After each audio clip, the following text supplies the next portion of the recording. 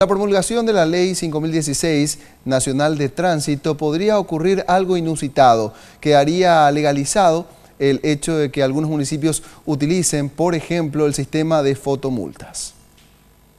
Luis Chris Jacob, titular de la patrulla caminera, mencionó que los aparatos tecnológicos a ser utilizados por exigencias de la Ley 5016 serán grandes aliados para la aplicación correcta en lo referente a los mecanismos de control y fiscalización.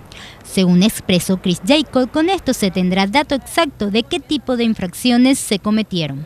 La Agencia Nacional tiene 12 meses de tiempo para reglamentar esta ley y para implementar todo aquello que es necesario implementar.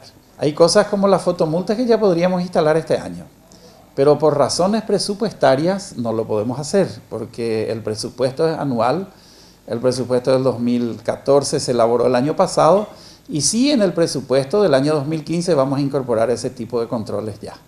La Ley 5016 Nacional de Tránsito y Seguridad Vial requiere la aplicación de tecnologías, como ser filmación, fotomultas y radares de última generación, por lo que ya se están realizando las licitaciones necesarias para cumplir con las exigencias de la ley.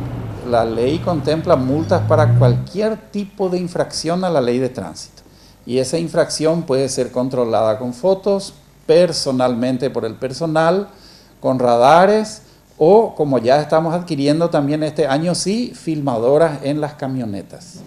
Todo tipo de control electrónico está permitido. El director Luis Chris Jacob sostuvo que ya se encuentran implementando algunas exigencias de la nueva legislación, como ser los alcoholímetros y las multas electrónicas.